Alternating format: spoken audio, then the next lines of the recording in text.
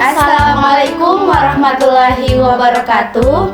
Perkenalkan, saya Amelia Pakaya. Saya Delvian Daud. Saya Sinta Janati. Saya Cika Firlin Subonomo. Pada video ini kami akan membahas terkait peran promosi kesehatan dalam kesehatan masyarakat, meliputi faktor eksternal dan internal dalam masalah kesehatan dan intervensi terhadap faktor-faktor masalah kesehatan. Selamat menyaksikan. Baiklah, sebelum kita membahas lebih lanjut, sebelumnya perlu kita ketahui dulu bahwa promosi kesehatan ini memiliki peran yang sangat penting dalam kesehatan masyarakat, terutama dalam menghadapi berbagai masalah kesehatan yang dipengaruhi oleh faktor internal dan eksternal. Baiklah, untuk penjelasan lebih lengkap mengenai peran promosi kesehatan, faktor-faktor masalah kesehatan, serta intervensi yang dilakukan terhadap faktor-faktor tersebut, mari sama-sama kita simak pembahasan atau penjelasan dari rekan-rekan saya selanjutnya. Jadi di sini saya akan menjelaskan sedikit mengenai promosi kesehatan dalam masyarakat. Promosi kesehatan bertujuan untuk meningkatkan kesadaran, pengetahuan, dan perilaku sehat individu maupun komunitas sehingga dapat mencegah penyakit dan meningkatkan kualitas hidup. Dengan edukasi dan informasi yang tepat, promosi kesehatan membantu masyarakat mengadopsi pola hidup sehat seperti pola makan seimbang, aktivitas fisik yang cukup, dan pengelolaan stres. Selain itu, promosi kesehatan dapat mengurangi beban sistem kesehatan dengan menurunkan angka penyakit yang dapat dicegah, sehingga mengurangi kebutuhan kunjungan ke fasilitas kesehatan dan penggunaan sumber daya medis. Promosi kesehatan juga mendorong perubahan sosial dan lingkungan yang mendukung gaya hidup sehat, seperti kebijakan larangan merokok di tempat umum dan pembangunan komunitas yang saling mendukung perilaku sehat.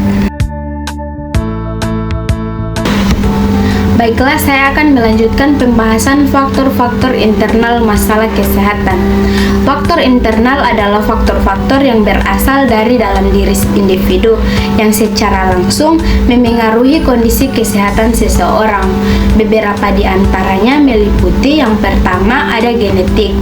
Pewarisan genetik dari orang tua dapat menentukan kecenderungan seseorang terhadap penyakit tertentu seperti diabetes, hipertensi, atau kanker. Faktor ini bersifat bawaan dan sulit untuk diubah, namun dapat dikendalikan dengan gaya hidup sehat. Kemudian ada usia. Seiring bertambahnya usia, fungsi organ tubuh akan menurun yang dapat meningkatkan risiko penyakit dengan seperti osteoporosis, jantung, dan Alzheimer. Kemudian yang ketiga ada gaya hidup. Pola makan yang tidak sehat, kurangnya aktivitas fisik, merokok, dan konsumsi alkohol adalah contoh gaya hidup yang menjadi pemicu berbagai masalah kesehatan. Gaya hidup merupakan faktor internal yang sangat penting karena dapat dikendalikan. Kemudian ada kesehatan mental. Stres berkepanjangan, depresi, dan gangguan kecemasan dapat berkontribusi pada menurunnya sistem imun dan memicu munculnya berbagai penyakit fisik. Di sini saya akan menjelaskan mengenai faktor eksternal masalah kesehatan. Faktor eksternal adalah faktor-faktor di luar individu yang memengaruhi status kesehatannya. Faktor ini seringkali bersifat struktural dan berkaitan erat dengan lingkungan dan kondisi sosial ekonomi. Beberapa contoh faktor eksternal meliputi: yang pertama, lingkungan fisik. Kondisi lingkungan fisik seperti sanitasi yang buruk, polusi udara dan air, tempat tinggal yang tidak layak, serta kurangnya akses terhadap air bersih dapat menjadi penyebab utama berbagai penyakit menular dan kronis. Yang kedua ada sosial ekonomi, tingkat pendidikan, pekerjaan, dan pendapatan sangat berpengaruh terhadap akses masyarakat terhadap layanan kesehatan yang layak. Masyarakat miskin cenderung memiliki risiko kesehatan yang lebih tinggi. Yang ketiga, ada akses layanan kesehatan. Ketersediaan dan kualitas layanan kesehatan termasuk fasilitas, tenaga medis, serta obat-obatan merupakan faktor penting.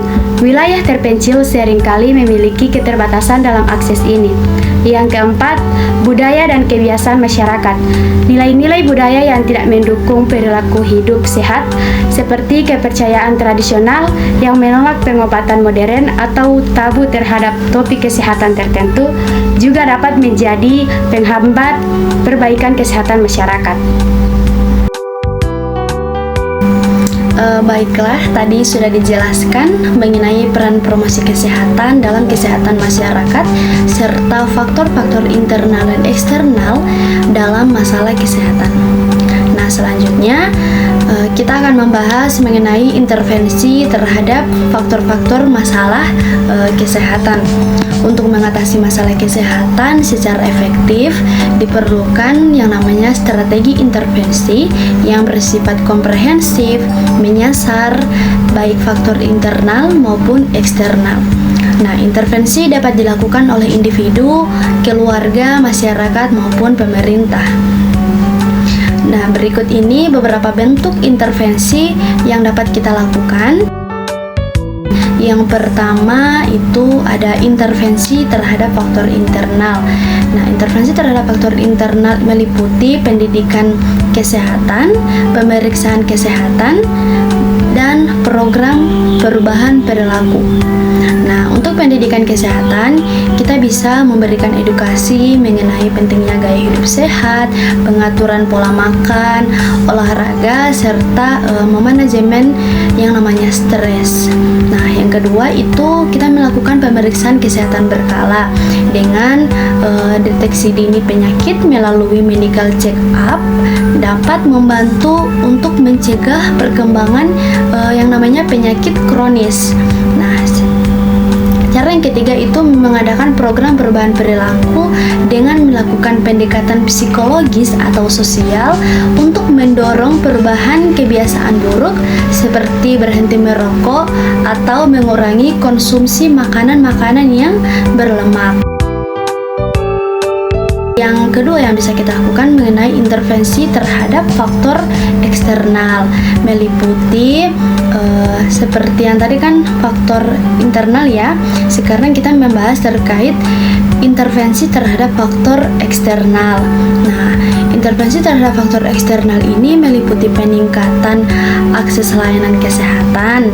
Yang kedua itu pembangunan infrastruktur kesehatan lingkungan. Yang ketiga ada kebijakan dan regulasi, dan yang keempat itu ada pemberdayaan masyarakat. Nah, untuk intervensi terhadap faktor eksternal yang pertama mengenai peningkatan akses layanan kesehatan, pemerintah harus memperluas cakupan fasilitas kesehatan, terutama di daerah-daerah yang terpencil dan daerah yang terdapat di pelosok-pelosok. Oke, dan intervensi yang kedua yaitu pembangunan infrastruktur kesehatan lingkungan dengan melakukan penyediaan air bersih, fasilitas sanitasi, dan pengelolaan sampah. Ini merupakan bagian paling penting dalam menciptakan lingkungan hidup yang bersih dan sehat. Dan yang ketiga itu ada kebijakan dan regulasi.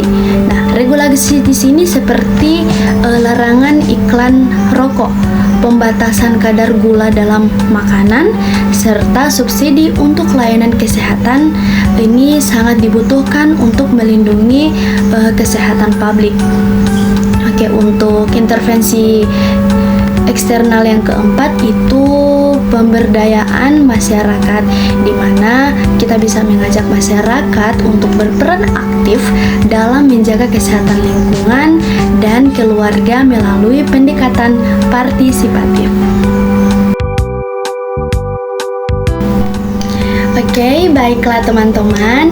Jadi itulah sedikit pembahasan mengenai peran promosi kesehatan dalam kesehatan masyarakat yang meliputi faktor internal dan eksternal masalah kesehatan serta intervensi terhadap faktor-faktor masalah kesehatan tersebut.